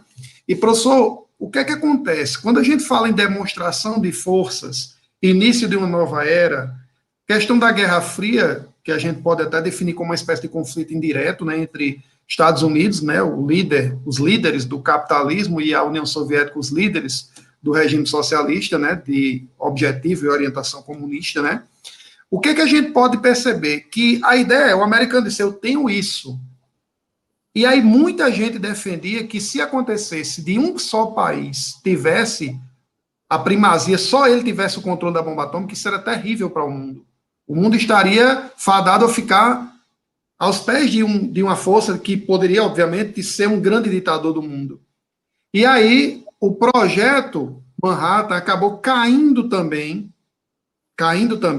no controle dos russos, né, da União Soviética, que acabou também desenvolvendo sua bomba atômica e fazendo testes. Só que, diferente, professor Matos, dos Estados Unidos, a União Soviética não vai varrer nenhuma cidade do mapa, né? Eles vão fazer esses testes em lugares habitados, né? Não vai atacar. Outra observação, né? Por que a escolha, né, das cidades Hiroshima, Kokuyo e Nagasaki? Mais de 30 cidades japonesas já tinham sido bombardeadas nos conflitos, né? E o objetivo era pegar uma cidade que tivesse intacta, uma cidade que ainda não tivesse sofrido esse bombardeio. Inclusive, Matos, a própria Tóquio, meses antes, tinha sido bombardeada. Por que não Tóquio, né? Porque todo mundo pergunta, por que não a principal cidade? Por que não a capital? Mas porque já tinha sofrido bombardeios. Então, eles se interessavam em uma cidade lá que ainda tivesse, achando que estava tudo normal, que estava livre. O objetivo é tocar terror mesmo, certo? Beleza. Vamos dar sequência na nossa aula. 75 anos de Hiroshima. A gente vai passar para a professora Patrícia. Temos aqui uma... Eu estou aqui ouvindo aqui no ponto eletrônico, né, professor Jefferson? A gente vai colocar alguma coisa, ou é Patrícia? Patrícia, né? Sim, exato. Nós vamos agora ter a honra, a satisfação, a oportunidade de ter conosco aqui a professora Patrícia Barros, e que a gente, nesse momento, vai... Eu vou até usar uma expressão que eu gosto muito, Patrícia, para chamá-la aqui, porque... Fica à vontade. Expressão com um grupo só masculino, isso ia ficar meio pesado, mas é uma expressão que parece ser ofensiva, mas não é não. É uma expressão que eu cunhei no início da quarentena. Pessoal, vocês que estão aí em casa, eu, professor François, gosto bastante desse tipo de atividade, aulas interdisciplinares. Quando voltarmos ao normal, vamos fazer essas aulas nos ginásios e auditórios da vida. Podem cobrar da gente. Mas eu vou chamar minha amiga Patrícia Barros para dar sequência e eu, sim, ficar aqui observando, porque eu tenho gostado. Se tem uma coisa da quarentena que eu tenho gostado, professora e meus colegas, é dessa promiscuidade pedagógica. Promiscuidade pedagógica, porque é a possibilidade da gente interagir com colegas do mais alto nível e a gente poder aprender, trocar essas ideias e experiências com cada um. Então, professora, por favor, palavra sua, professora Patrícia Barros, com vocês. Boa noite a todos, em especial meus amigos, esses professores excelentes. Aprendi muito hoje aqui com vocês, dividindo esse espaço. E obrigada, François, é muito importante a gente ocupar o espaço. A única mulher, né, me nomearam Flor. Pois é, nessa nossa análise hoje do poema de Vinícius de Moraes, A Rosa de Hiroshima, eu serei flor. E a gente vai papocar tudo, vamos explodir tudo. Gente, você deve estar se perguntando aí em casa, por que LCT? Por que linguagens, códigos e suas tecnologias aqui, nessa aula? Nessa aula que, quando analisamos, quando criamos uma aproximação com a temática, o que versa, né? Essa temática tão historiográfica, você se pergunta por que literatura? Antes da gente começar a análise, antes de apresentar para vocês esse poema, que é tão simbólico para esse momento histórico, para esse evento historiográfico, eu queria dizer a vocês o seguinte, eu sou professora de literatura há muitos anos, então não vou nem dizer aqui para vocês que passam décadas. E eu percebi que a literatura, ao longo dos anos, ela ganhou um espaço diferente na nossa prova do Enem. A literatura, ela passou por uma ressignificação. Aí você me pergunta por quê, Patrícia? Gente, nós temos um teórico chamado Antônio Cândido, e Antônio Cândido, ele diz o seguinte, que a arte é a representação individual e social.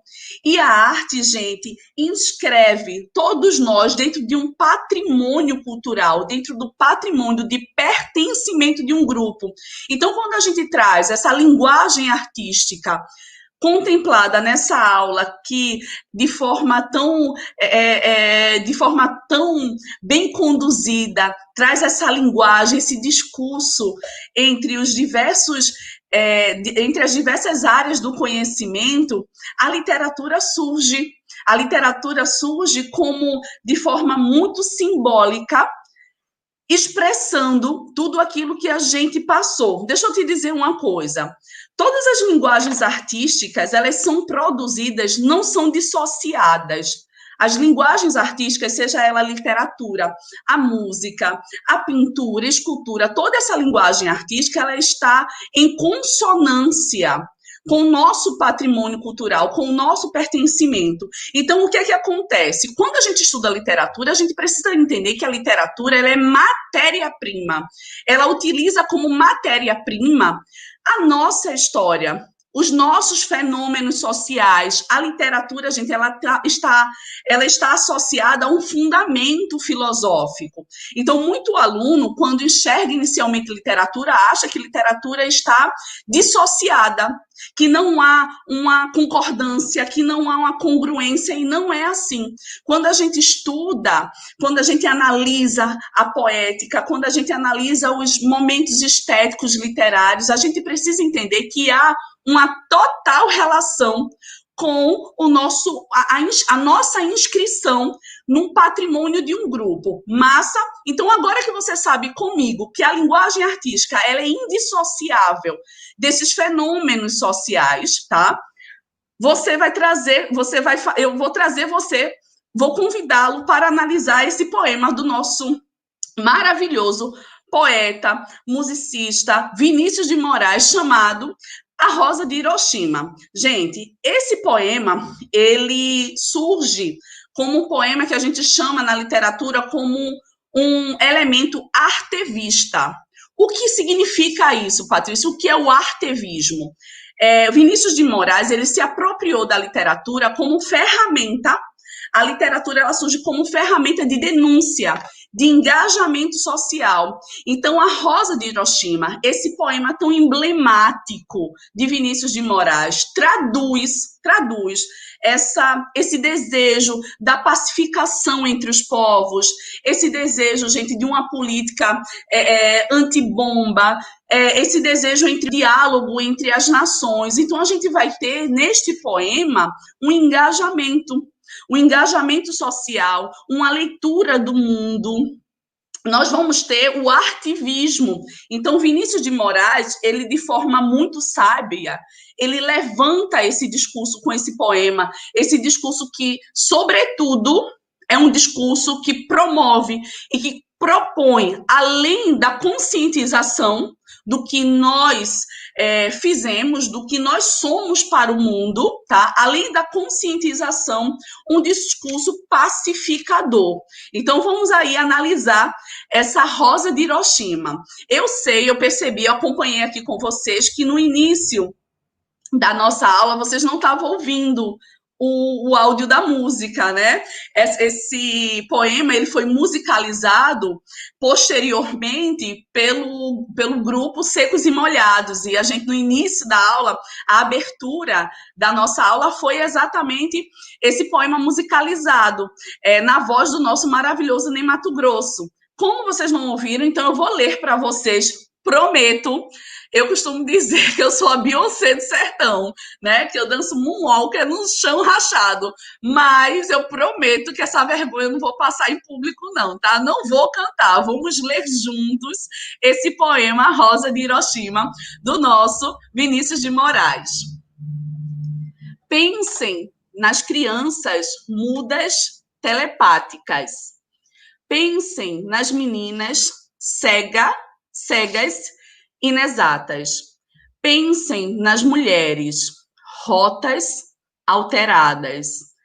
Pensem nas feridas como rosa cálidas. Mas, não se esqueçam da rosa de Hiroshima, a rosa hereditária, a rosa radioativa, estúpida, inválida, a rosa com cirrose, a antirrosa atômica, sem cor, sem perfume, sem rosa, sem nada. Uau! Quando a gente faz essa leitura, quando a gente se apropria desse discurso poético, a gente começa a pensar como a literatura, ela se propõe como um artivismo mesmo, gente. A gente vai ter uma linguagem artística de protesto. Nós vamos ter uma ferramenta perfeita para a gente engajar socialmente, para a gente denunciar, para a gente conseguir alcançar essa consciência que a ideia de civilismo nos propõe, dividindo espaços. Vinícius de Moraes, Eu não sei se vocês sabem, mas Vinícius de Moraes ele teve em sua carreira um envolvimento muito com a política. E Vinícius de Moraes, ele se sentiu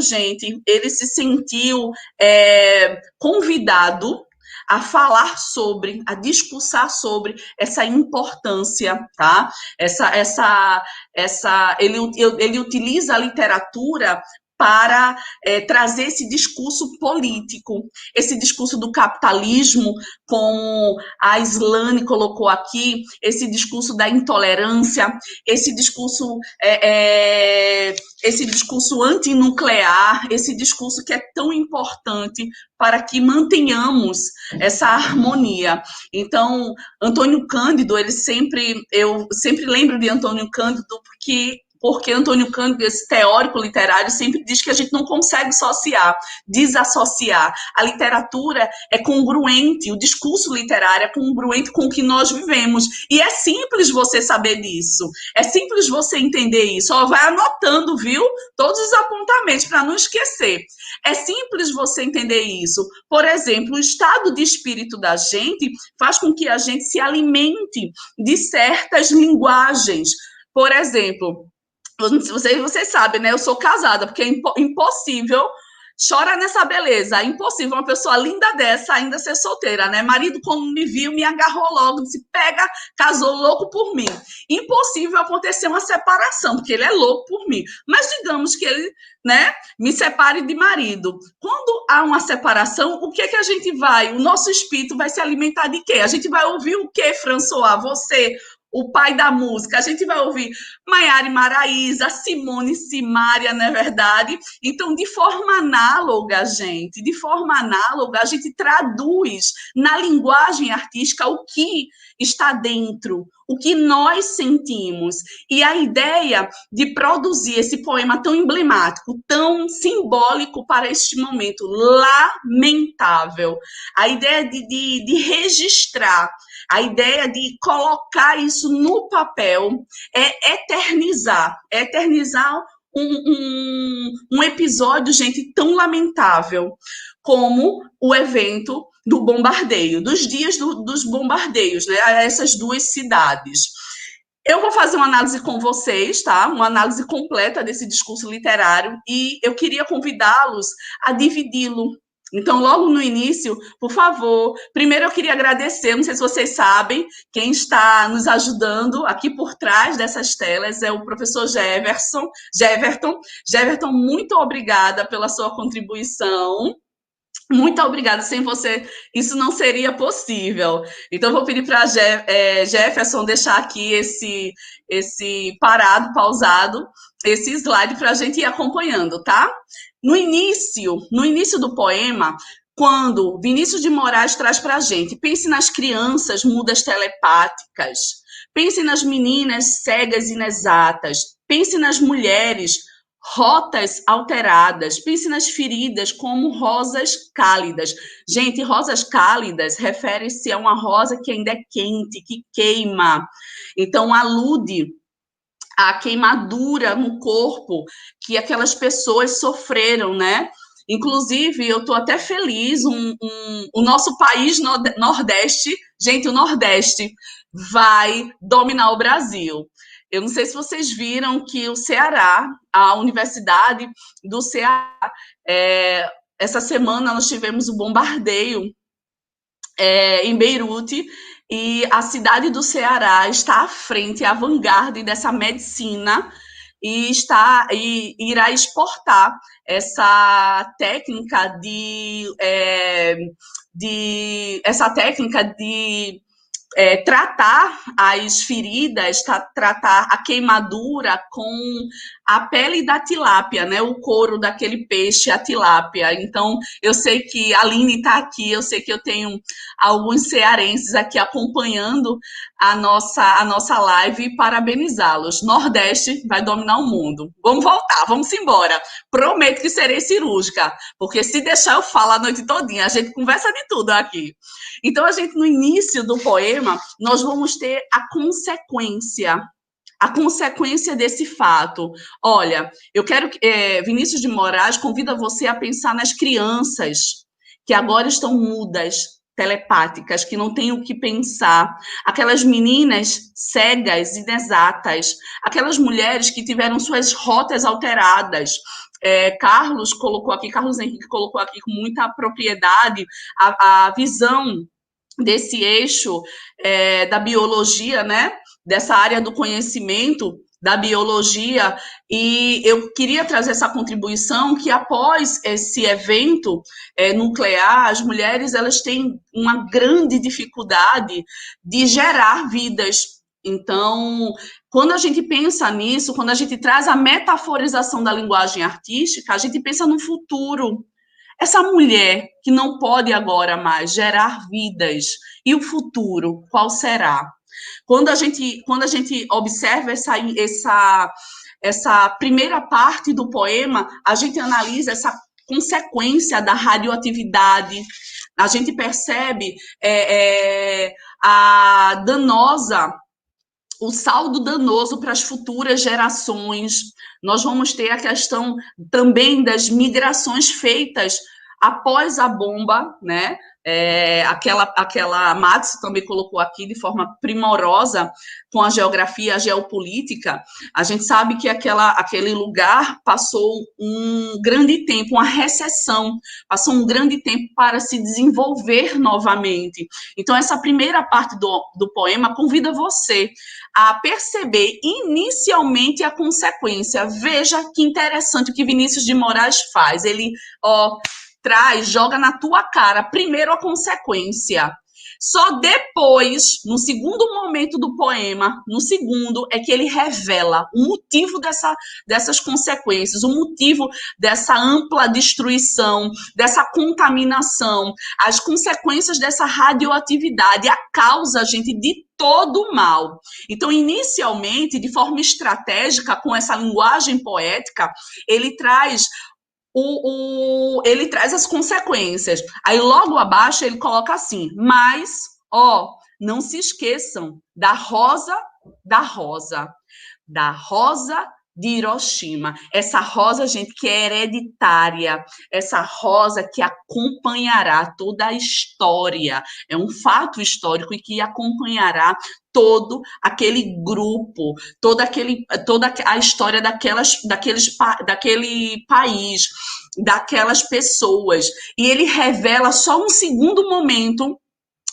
segundo momento, ele revela, ele faz a revelação, ele faz como é que eu posso dizer para vocês? Ele faz esse registro histórico, ele traz para você o agente, quem foi que fez, o que foi feito. Então, ele revela apenas no segundo momento, com a ideia também, né, de trazer essa conscientização, quando ele fala assim, mas, não se esqueçam dessa tragédia que acompanhará por gerações e gerações. Em um terceiro momento, Vinícius de Moraes diz o seguinte para a gente: a rosa radioativa, estúpida, olha, gente, como ele faz uma análise crítica. Vejam como a gente tem uma observação crítica do fenômeno, do fato. A rosa, mas não esqueçam, a rosa radioativa, estúpida, inconsequente, incoerente, inválida. Ele invalida toda aquela ação. Inválida. A rosa com cirrose. Olha as doenças. A antirrosa atômica. Quando ele chega, eu acho tão importante esse verso, quando ele fala antirrosa atômica. Eu não sei se vocês percebem, mas ao longo do poema, nós vamos trabalhar a gente vai trabalhar simbolicamente com imagens, representações imagéticas. Então, a gente vai ter a construção de um paradoxo. Uma rosa que seria como eu, maravilhosa, diva, rainha, não é verdade? Mas essa rosa, gente, ela semanticamente, ela adquire um outro significado. Então, essa rosa que para a gente o significado mais o significado mais usual, tá? No contexto de uso, é uma rosa, uma flor, embeleza os lugares, tem um cheiro bom, é agradável. Dentro do poema de Vinícius de Moraes, ganha semanticamente uma outra conotação, um outro significado. E por que, Patrícia, utilizar a rosa? Por que utilizar metaforicamente, tá? Essa imagem, a imagem da rosa, porque ele faz de forma análoga, gente. Ele relaciona a rosa àquele cogumelo que é feito aquele desabrochar, aquele cogumelo que é feito após a explosão. Então, Vinícius de Moraes, ele se apropria dessa linguagem poética para metaforizar aquela rosa. Então, ele faz uma alusão ao desabrochar, tá? Aquele cogumelo pós-explosão, aquilo que desabrocha. Então, ele utiliza essa rosa. Massa? E ele continua. A anti-rosa atômica, sem cor, sem perfume, sem rosa, sem nada. Então, é uma rosa, ele parte de uma ideia metafórica e depois que traz ideias subtendidas, que traz semanticamente a ideia positiva, mas depois ele revela qual é a rosa. Então, Vinícius de Moraes, ele fecha todo esse primoroso poema, todo esse icônico poema, tão representativo e simbólico sobre o caso, o episódio de Hiroshima, do atentado, do bombardeio. Ele fecha esse poema traduzindo, registrando que rosa de fato é. Então, ele já no final, ele já não traz a metaforização. Perceberam? É isso, François. Mais alguma dúvida, gente? Estou aqui, vamos conversar. Eu prometi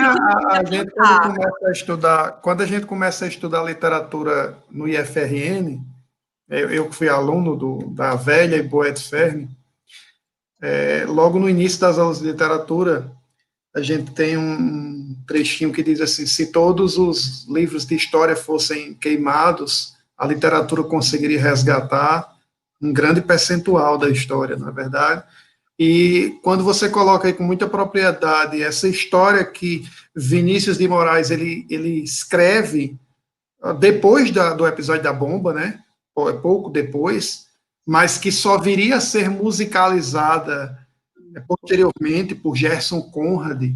E aí a gente tem a estreia dos Secos e Molhados no Maracanãzinho lotado, né? Uma cena realmente que é formidável. A gente não vai conseguir mostrar, né? Isso aí.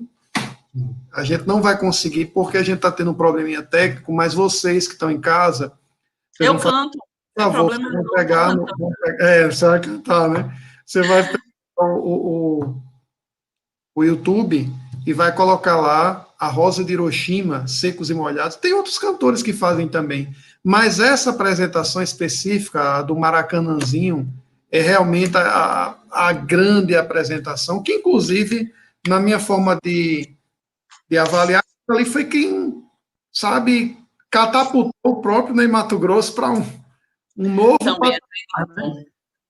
Também é feito exatamente. Pena que o aluno possa ver isso aí. Agora, eu gostaria de chamar os nossos ilustres mestres das demais disciplinas para que a gente pudesse falar um pouco sobre esse momento, o que é que o aluno pode ver além do que a gente viu hoje. Eu vou aqui fazer uma indicação de filme, que é para fazer uma provocação. Quando a gente vê um filme, a gente sempre se lembrar que o filme não é a realidade, é de uma realidade imaginada por um produtor. Então, se você pega Pearl Harbor, você vai ver o lado americano, que mostra que o americano foi o quê? Vítima. Quando mostra Pearl Harbor, vai até o final, mostra a bomba atômica? Não. O americano não vai mostrar que é mal, só que ele é bom. Mas tem um grande cineasta, Clint Eastwood, que pegou e fez as cartas de Iwo Jima, e fez a conquista da honra. Ele mostrou a mesma história sobre 2 pontos de vista, o americano, no caso a conquista da honra, e o japonês, que é as cartas de Iwo Jima. Eu gostaria de indicar isso para que o aluno possa fazer essa leitura de diferentes pontos de vista acerca de um mesmo fato, tá certo? E eu gostaria de passar aí para o professor Evanildo, para que ele também pudesse falar um pouco o que é que o aluno pode ver. As questões que a gente preparou tão massa, não tão, pessoal? O aluno que está compartilhando, porque a gente sabe que muita gente não pode ver essa aula ao vivo. Tem gente que vai pegar essa aula e vai ver depois. E o aluno que vê, compartilhar, fizer zoada, divulgar a gente, não é isso? Tem aquela música, Patrícia, que é aquela... investe em mim, né? Investe em mim, tudo em mim. Então, o aluno que investir na gente, que apostar na gente, divulgar a gente, vai ganhar um e-book com a nossa aula bem organizadinha e com questões para ele se divertir em casa. Roteirizada, com questões e com esse diálogo entre as áreas do conhecimento. Eu há muito tempo eu trabalho para o Enem e eu percebo que cada vez mais, François, as linguagens elas são próximas, são aproximadas. Então, é importante que a gente amplifique essa forma de enxergar e se proponha de maneira agora resolutiva a enxergar o Enem, porque é muito fácil, seria muito apropriado o Enem trazer aquela estrutura de questão, texto 1 e texto 2, com texto 1, a Rosa de Hiroshima, do nosso Vinícius de Moraes, e um texto 2, um fragmento de uma obra, de um relato historiográfico, para que o aluno ele construa essas habilidades associativas. Então, a linguagem, ela não está, gente, dissociada, não. O Enem, cada vez mais, ele aproxima essas áreas do conhecimento, inclusive até para a redação. Eu sou professora de redação também, eu sou professora de TPA, Teorias e Práticas Argumentativas, e a gente utiliza essa referência, tanto referência literária como competência 2 na tua redação. Então, a aula de hoje é uma aula que traz para você um produto primoroso para você utilizar até no seu designer textual, para você conseguir 200 pontos na competência 2. A gente traz a área do conhecimento, professor Carlos Henrique, biologia, Madison, geografia, Evanildo, François, história e Patrícia, literatura. Você fecha a competência. Então, vamos parar com essa história, gente, de estar enxergando o mundo fragmentado. Vamos parar com essa história. A gente precisa, associar inclusive, eu gostaria de parabenizar, agradeço a cada um de vocês que topou o convite, né, topou o desafio, porque a gente, cada um no seu quadrado, respeitando a questão que a gente vive, né? Jefferson chegou aqui de máscara e já devidamente testado, né, a uma certa distância, e vocês aí estão realmente de parabéns, porque a gente conseguiu, acredito que, fazer algo que tivemos falhas, claro, mas a gente não teve a falha de não tentar, a gente fez, a gente buscou fazer, e eu estou aqui satisfeito, porque além de professor de história, eu vou puxar um pouco para o meu lado, a minha vibe atual, né, eu sou administrador também, mas eu faço mestrado em inovação, empreendedorismo, né? E eu acredito que o que a gente fez aqui hoje, a gente fez uma inovação, a gente trabalhou em inovação. E por acreditar nisso também, o professor Evanildo, que é um cara também que inova bastante nas suas mídias, gostaria que ele desse o recado dele aí, como é que ele viu esse momento e o que é que ele indica para o nosso aluno. Cada um possa usar aí 2, 3 minutos para falar com a galera. Valeu, pessoal. Então, beleza, pessoal. Quero agradecer ao convite de François, em primeiro lugar. Quero agradecer os colegas aí pela confiança. Essa foi minha primeira vez, então já posso dizer que minha primeira vez foi com vocês, tá certo? Eu nunca tinha participado. Foi boa para você, Van. Eu nunca tinha participado de uma interdisciplinar, recebi o convite e eu confesso assim, que realmente foi uma experiência maravilhosa. Eu gostei, se gostei, quero outras vezes, tá certo? Então, se forem fazer, por favor, me convide. Não vou tomar muito tempo de vocês, mas vou dar uma dica. Olha, Enem de física, de ciências da natureza, sem questão de energia, não existe. Então, energia, quer apostar comigo, como está na sua prova? Então, vale a pena você se debruçar um pouco mais, estudando um pouco dessa energia, é a energia nuclear, através dos processos de fissão e fusão. Eu, através do meu canal Evanildo Física, eu vou dar aula mais detalhada só de fissão e só de fusão nuclear. Eu aproveito o momento aí para indicar alguns livros a vocês. Vai ser rapidinho, tá certo? Nossa. Esse aqui é Hiroshima, tá certo? Deixa eu ver se estão vendo bem aí, ó. É Hiroshima, de John Hersey. Espetacular, descrito por pessoas que sobreviveram à bomba atômica lá de Hiroshima. 6 pessoas vão contar a história e a experiência desagradável, catastrófica que eles passaram. Eu li esse livro logo após ler esse daqui, As Vozes de Chernobyl. Estou indicando ele também, que estamos falando de energia nuclear. Então, eu li primeiro esse livro, disse, poxa, eu tenho que procurar um bom livro sobre Hiroshima. Pouco tempo depois, François me convidou para fazer essa aula. Eu adorei, tá certo? Esse aqui é de Svetlana Alexievich. Não sei se o nome é assim. Eu tentei. E para sair, eu vou indicar aqui a biografia de Albert Einstein, Sua Vida, Seu Universo, de Walter Isaacson. Vale muito a pena. Tem um capítulo só sobre a bomba atômica. Massa. É isso, pessoal. Obrigado. Professor Vanvan, muito agradecido aí pelas indicações. Eu até acabei me esquecendo também de falar aqui que tem um box lá na Saraiva, que a Saraiva voltou, né? Sobre a Segunda Guerra Mundial. Muito bom esse box, né? Do Mark Gilbert. Esse box está num preço muito bom também. Não estou ganhando nada por isso, mas a gente tem que difundir mesmo. E só uma coisa de primeira vez, professor Evanildo. Caso Henrique esteja ansioso ali, porque eu acredito que ele deve falar na primeira vez que a gente vai ser submetido a aplicações de ozônio, tá entendendo? Antes de eu passar para o professor Carlos Henrique, que está ansioso, Evanildo, sua consideração final. Você está falando de Segunda Guerra, você está falando de Segunda Guerra Mundial, também vou indicar esse aqui, tá certo? Vale muito a pena. A Queda e a Ascensão. Espetacular. O bom que Evanildo, ele equilibra, né? Ele quebra o clima. Carlos Henrique, meu amigo, lembrando que na Netflix tem muita coisa boa também, inclusive tem uma série fantástica que é aquele Hitler's The Circle of Evil, é o Círculo do Mal, que mostra com detalhes cada um dos líderes. Vai mostrar Göring, vai mostrar Goebbels, é muito interessante, vale a pena vocês conferirem isso aí. Professor Carlos Henrique, suas considerações, o que é que você tira dessa aula, o que é que você indica aí para os alunos continuarem pensando no Enem de forma holística? Beleza. Bom, eu acho que na temática da bomba, olha, Gabriel chegando, na temática da bomba, eu aconselho o estudante a buscar a parte de mutações, tá? Então, é algo bastante recorrente, né? As radiações ionizantes e não ionizantes na biologia, também muito importante.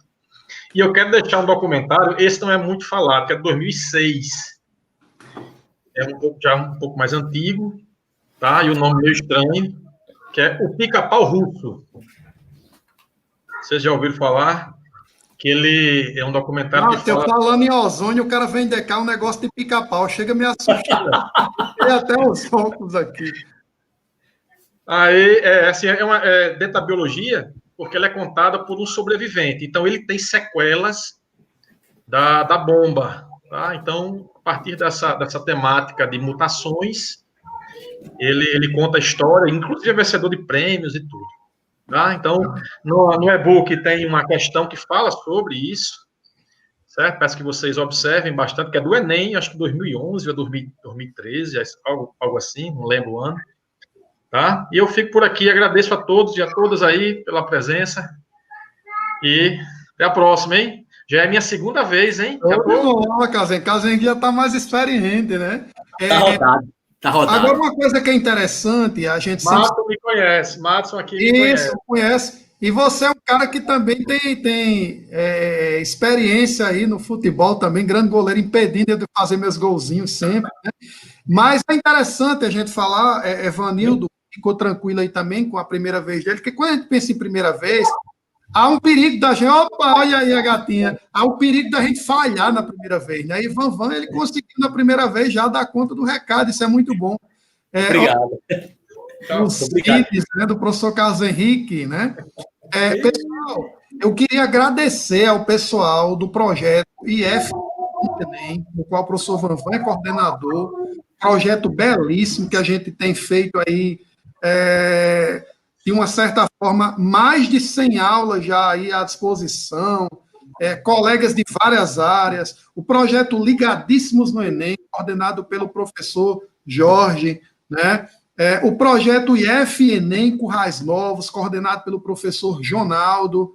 Esses projetos a gente tem feito de forma voluntária, por acreditar que nós podemos, sim, contribuir com aqueles que estão com dificuldades, né, de acompanhar, de estudar, de assistir aulas de forma presencial. E a gente vai continuar com os projetos. Todos nós aqui somos voluntários do projeto. Eu quero agradecer, inclusive, a professora Patrícia, professor Madison, que tem 1001 coisa para fazer. Madison trabalha no município, estado, escola privada, e não sei o quê, e faz de tudo, né? Professora Patrícia, web design, crítica de moda, e não sei o quê, e ainda é bonita, e fica colocando essa ideia. Tirei até os óculos, você vê que eu tenho alguma coisa de bonito também, ó, meus olhos aqui azuis, tá vendo? Então, a gente tem um time de pessoas realmente que tem compromisso com a educação, compromisso com a sociedade. Então, só tenho a agradecer, e antes de eu passar para a Márcio, aí eu vou colocar aqui a provocação, porque meus alunos, eles falam muito,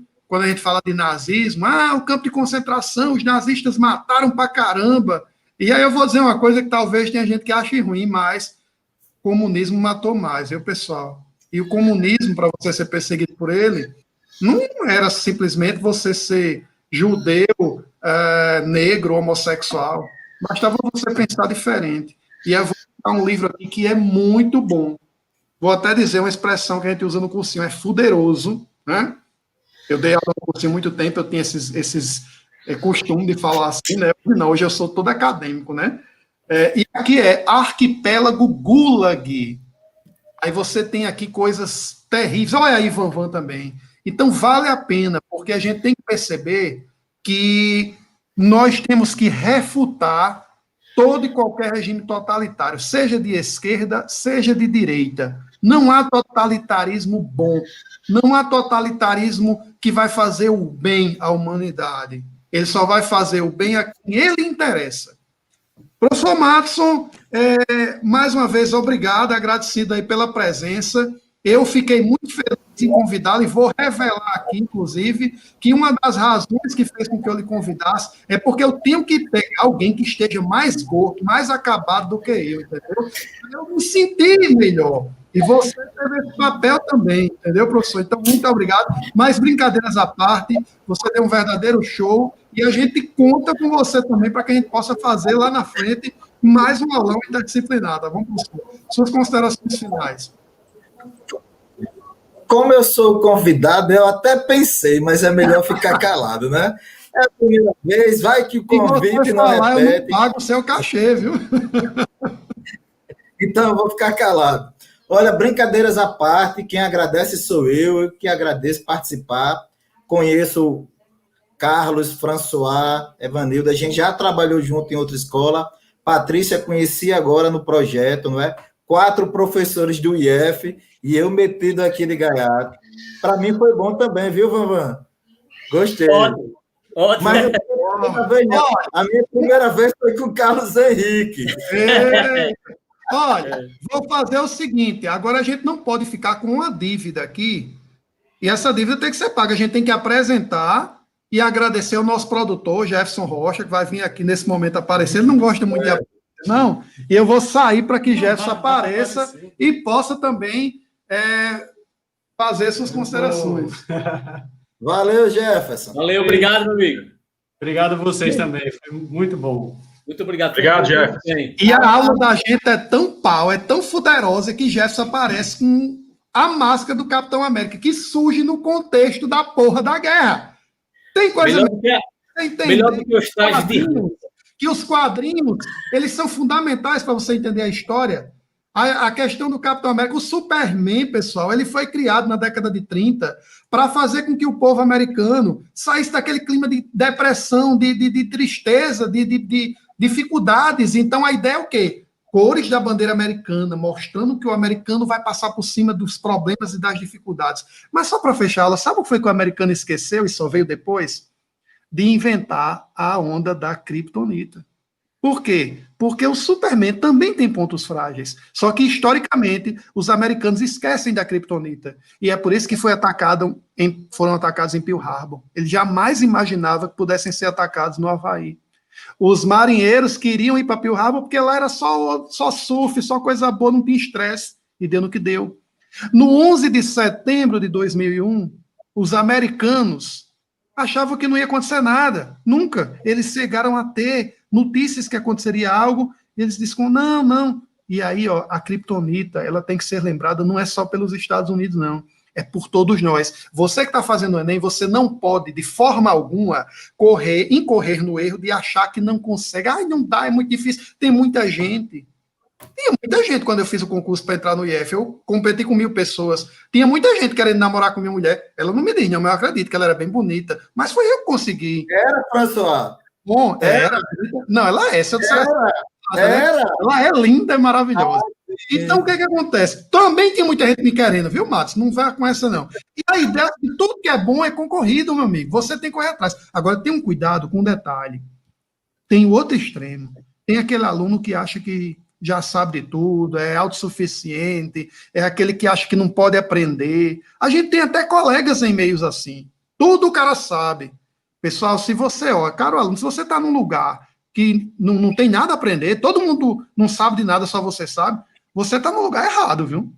Eu creio que cada um de nós pode aprender com todas as pessoas que convivem com a gente. É só a gente ter humildade e lembrar, e aí lembre da criptonita. Todos nós temos pontos fracos. A gente tem que respeitá-los e a gente tem que buscar pegar os nossos pontos fortes e tornarmos cada vez maiores, tá bom? Então eu espero que essa aula tenha contribuído com cada um de vocês e que a gente se torne maior, uma grande comunidade, que a gente volte, e aí eu vou fazer o desafio, né? Porque não vai ficar à toa. Qual é o desafio, galera? A aula interdisciplinar 11 de setembro. Terrorismo. Tô dentro. Beleza? Vamos de terrorismo, galera. Abraço. Um abraço, gente. Um prazer. Um abraço aí, Gabriel, abraço. Filho do Tatiana, que está acompanhando aí. Valeu, Gabriel. Valeu, Valeu, Tatiana. Gabriel Um abraço SPP. pra Alice. Valeu, tchau. Tchau, gente. Crianças. Tchau.